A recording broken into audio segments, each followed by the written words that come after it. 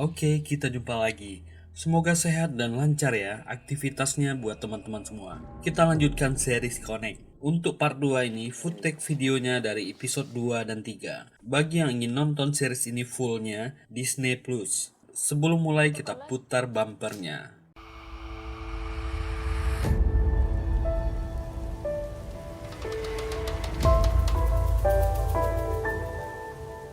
Dongsu hari itu sudah berada di komplek perkantoran yang dia lihat untuk mencari orang yang memiliki matanya. Dan sangat kebetulan saat dia mengucek matanya yang gatal, Seonhee dan temannya Juyong lewat.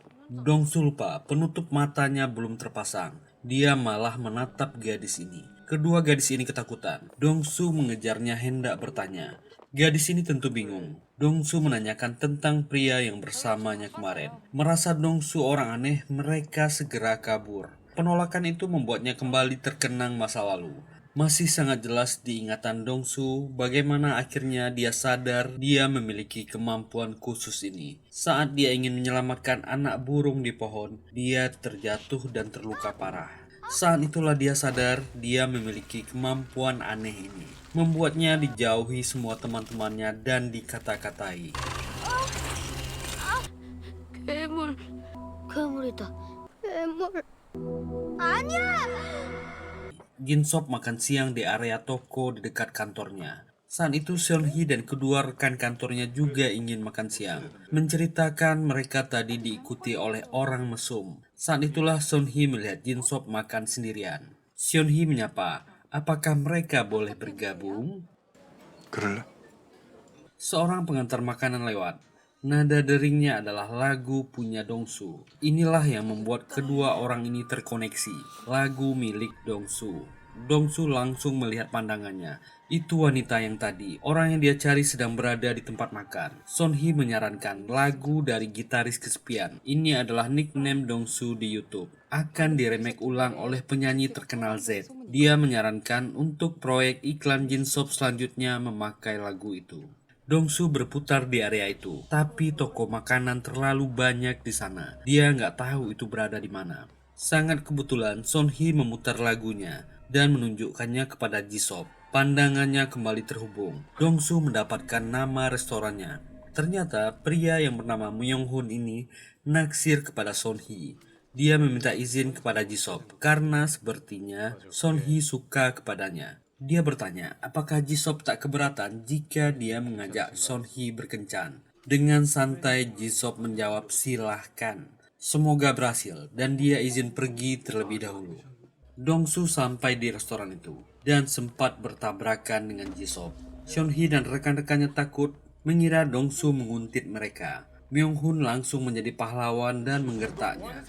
Dongsu ingin tahu di mana orang yang duduk bersama mereka. Hasilnya orang-orang ini mengusirnya. Kalau tidak mereka akan panggil polisi. Sebenarnya penyanyi Z pernah menghubungi Dongsu lewat komen di channelnya. Dia ingin memakai lagunya. Dongsu menjawab, lagu itu bebas dipakai siapapun. Dan Z pun kan mengambil risiko dengan mengulang aransemen lagu milik Dongsu karena sudah diizinkan. Dongsu tak habis pikir, kenapa dia tak bisa selalu berhubungan dengan mata si pembunuh. Dia memutuskan untuk datang ke ahli astrologi. Dongsu bertanya, apa maksud lingkaran di belakangnya? Ahli perbintangan yang bernama Yongnan menjawab itu adalah simbol planet tata surya. Dongsu menunjukkan tanda si pembunuh. Itu adalah planet Pluto. Si ahli ini menjelaskan, beberapa planet berkumpul pada satu sudut dalam batasan sama. Itu disebut konjungsi. Pluto berhubungan dengan Venus. Venus adalah seni dan Pluto adalah kehancuran dan kematian. Dongsu bertanya, apakah akan ada konjungsi dalam waktu dekat antara Pluto dan Venus? Yongnan menjawab, yang telah lewat tanggal 6 dan 20 Desember. Berikutnya adalah 25 Desember dan tanggal 6 Januari tahun depan. Dongsu ingat matanya ketika melihat gambar-gambar yang dilukis si pembunuh. Ada tanggal di buku sketsanya. Psikopat seni mayat membunuh dan memamerkan karya seninya ketika konjungsi perbintangan terjadi. Malam itu Jisop memulai kegiatannya seperti biasa, menggambar sketsa untuk karya seni mayat berikutnya. Berarti akan ada korban terbaru. Bel tiba-tiba berbunyi, ada tamu di luar. Ternyata itu Sonhee. Jisop sempat heran bagaimana bisa Sonhee tahu rumahnya. Di sanalah Sonhee mengaku dia suka kepada Jisop. Dia mencari tahu semua tentang Jisop. Jisop pun menyuruhnya masuk. Dan di kamar mandi, Sonhee bertekad dia akan memberikan dirinya kepada Jisop. Dia yakin jika mereka telah berhubungan, mereka pasti akan lebih dekat. Dan malam itu pasti sangat melelahkan bagi mereka berdua. Yongnan yang ahli astrologi ternyata adalah sepupu Kapten Choi. Dia datang menemui saudaranya, memberikan info yang menarik. Ada seorang pemuda yang datang ke tempat prakteknya, menanyakan lambang Pluto kepadanya. Dia memberitahukan tanggal-tanggal konjungsi perbintangan antara Pluto dan Venus. Para polisi ini kaget. Tanggal-tanggal itu cocok dengan tanggal-tanggal korban seni mayat ditemukan. Detektif Bak ini menunjukkan foto Dongsu. Apakah dia orangnya? Yongnan membenarkan. Dan Dongsu ditambahkan ke daftar tersangka. Selesai pertarungan yang melelahkan, Sonhee bangun malam, berniat meminum air di kulkas. Dia cukup heran, ternyata Jisop sangat rapi menyusun barangnya. Tak sengaja gadis ini masuk ke ruang kerja Jisop dan menemukan buku sketsa di meja. Betapa kagetnya gadis ini ketika membukanya. Ada beberapa gambar sketsa yang semuanya mirip dengan korban-korban seni mayat. Tanggal 25 Desember, korban keempat seni mayat kembali dipajang oleh Jisop di tempat yang dipenuhi oleh ilalang. Kali ini korbannya adalah wanita tua. Sonhee yang dalam perjalanan ke kantor melihat berita di TV bus. Dia segera mengecek HP-nya. Sonhee sangat ingat buku sketsa yang dilihatnya tadi malam sangat mirip dengan korban keempat seni mayat. Nah, mulai takut dia. Kapten Choi dan timnya datang. Dipastikan ini adalah korban keempat. Masyarakat dan media berkumpul di sekitar TKP untuk melihat korban. Dan ternyata gerombolan gangster yang sedang mencari Dongsu ada di sana. Mereka menemukan Dongsu, lalu langsung mengejarnya. Para petugas langsung curiga, juga ikut mengejar orang-orang ini.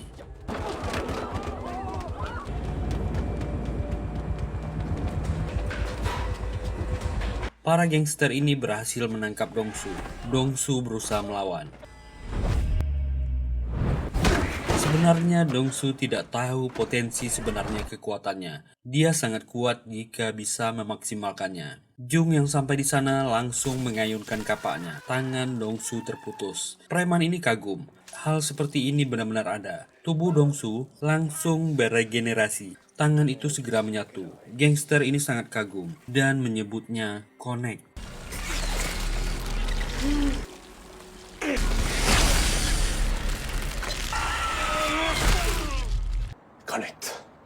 Tiba-tiba Ilang datang membantu Dongsu menyentrum para gangster ini. Salah satu anggota gangster tertangkap petugas. Kapten Choi datang. Mereka tak berhasil menemukan apa-apa. Dongsu berhasil kabur. Dongsu sempat salah paham, mengira Ilang adalah salah satu dari mereka. Apakah dia ingin memanfaatkan dirinya? Dan bertanya kenapa para gangster tadi menyebutnya Connect. Ilang berjanji akan memberitahu dan meminta nomor Dongsu, lalu mengenalkan dirinya. Tapi Dongsu yang terlanjur curiga kepada gadis ini melarikan diri dari sana. Dan Ilang mengikutinya. Sonhee sampai di kantor mencari Jinsop. Dia meminta tolong kepada Myung-hoon agar membantunya. Ketika Jinsop datang, dia heran kenapa Sonhee ingin bicara berdua dengannya. Mereka menuju rooftop.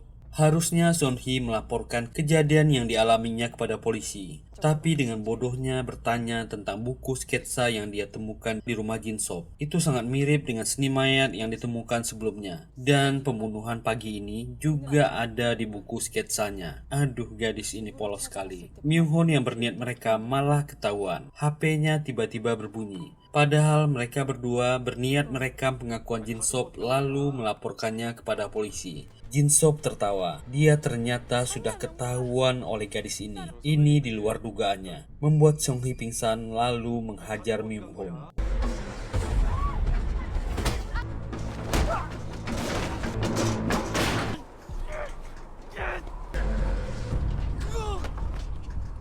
dia akan melemparkannya dari atap gedung. Tiba-tiba HP Seon-hee berbunyi karena ditelepon Ji-young, mengacaukan konsentrasi Ji-sop karena matanya akan terhubung ke Dong-su.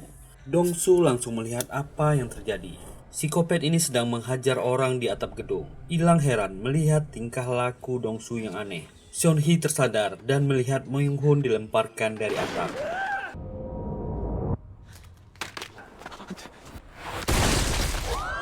Gadis ini terlalu polos. Dia meminta ampun. Dia akan melakukan apa saja dan tak akan memberitahu siapa-siapa. Dong-su menyaksikan langsung bagaimana Ji-sop menghabisi gadis ini.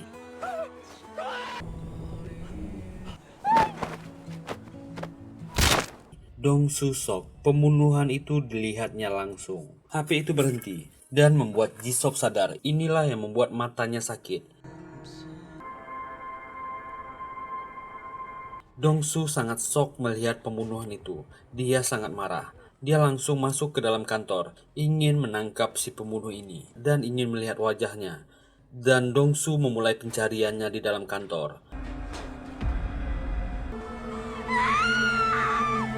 Saat itu Dong-su sempat melihat Jin-sop masuk ke dalam toilet, karena mantel itu dilihatnya tadi. Ia pun segera masuk dan berteriak-teriak memanggil si pembunuh. Dia sudah tahu apa yang dia lakukan. Ji-sop yang kesal lantas menusuk tangan Dong-su.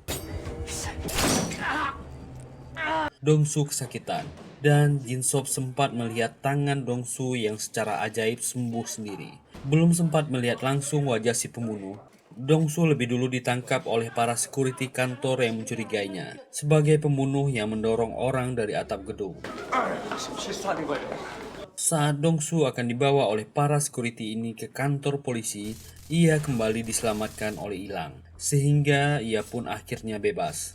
Dong-su tak punya pilihan, dia terpaksa keluar dari sana dengan gadis ini. Sementara pihak kepolisian memeriksa CCTV untuk membuktikan tuduhan para security yang mengira Dong-su adalah pembunuhnya. Dari bukti CCTV, Dong-su dan Ilang terlihat sama-sama masuk ke dalam kantor setelah kematian Seon-hee dan Myung-hoon, yang artinya bukan merekalah pelakunya. Setelah itu Dong-su pun mengajak Ilang ke rumahnya. Di sanalah Ilang menceritakan alasan mengapa ia mencari tahu semua hal tentang Connect. Waktu dia kecil, ia pernah hampir ditabrak oleh sebuah truk. Namun ia diselamatkan oleh seorang bocah laki-laki yang ternyata ia Connect. Badannya yang berantakan terseret truk dan luka parah secara ajaib sembuh dan menyatu kembali, dan bocah itu menghilang dari sana. Kejadian itu tak pernah dilaporkan karena tak ada korban. Dia bercerita kemana-mana, tapi tak ada seorang pun yang percaya kepadanya.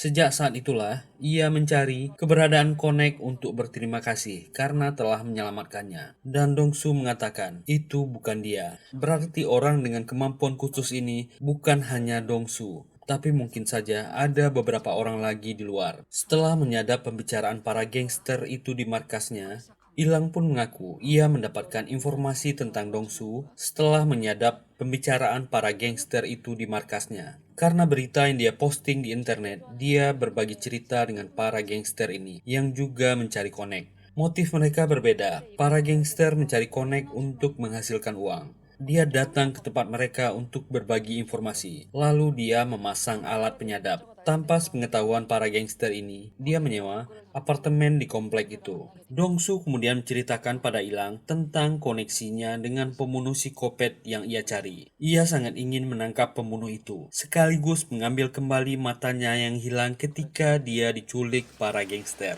Ilang menyarankan Dong-su untuk memakai kacamata. Penutup matanya terlalu mencolok. Polisi sekarang sedang mencarinya. Kini, baik Jin-sop maupun Dong-su akhirnya sadar. Mata itu merespon lagu yang diciptakan Dong-su, yang ia unggah di YouTube. Jin-sop membuktikan dugaannya benar. Dia sengaja memutar lagu itu. Suara di lagu itu adalah milik pria yang menyerang dan ditangkap di kantornya. Dialah si gitaris kesepian. Dia sudah menang satu langkah. Dia mengenal musuhnya, tapi musuhnya tak tahu wajahnya. Ilang menasihati Dong-su, jangan menarik perhatian untuk sementara. Dia akan mencari informasi untuknya. Lagu yang diciptakan Dong-su benar-benar diaransemen ulang oleh Z, dan lagu itu segera viral di internet. Kakek Joe, bos tempat rongsokan ini, mengenal lagu yang sedang diputar di radio. Itu adalah lagu yang sering disenandungkan Dong-su. Dia berkata, mungkin nasib Dongsu akan berubah gara-gara lagu ini. Benar kek, nasib anak muda ini dalam bahaya gara-gara lagu ciptaannya ini. Orang-orang sibuk bertanya di internet, siapa gitaris kesepian ini? Bahkan Jin Sop datang ke Studio Z mencari identitas Dongsu. Dia ingin bertemu dengan pencipta lagu ini.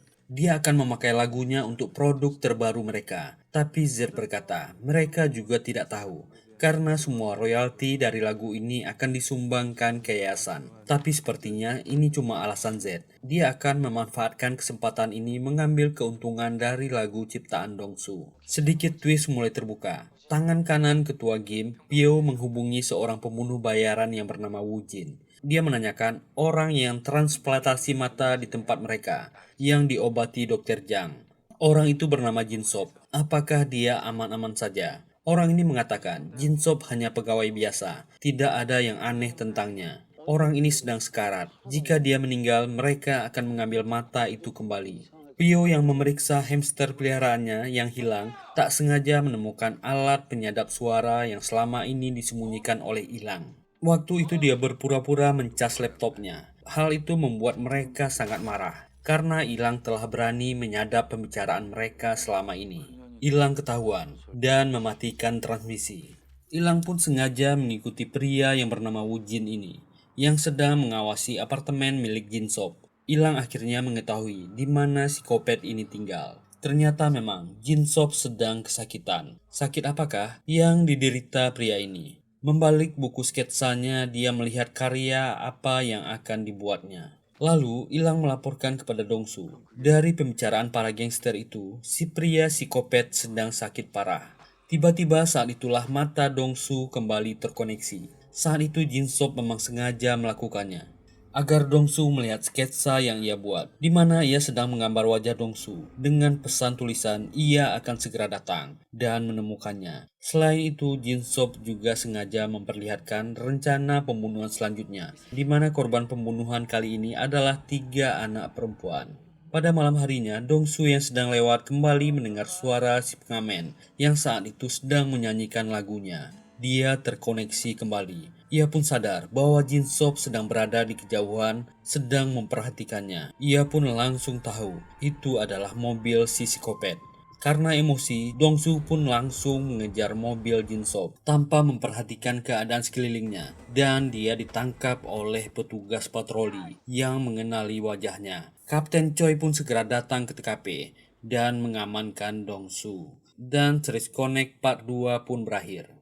Terima kasih sudah meluangkan waktunya di channel ini. Jika suka dan terhibur dengan video ini, silahkan tekan tombol like, subscribe, dan nyalakan loncengnya. Kita jumpa lagi di part 3. Bye.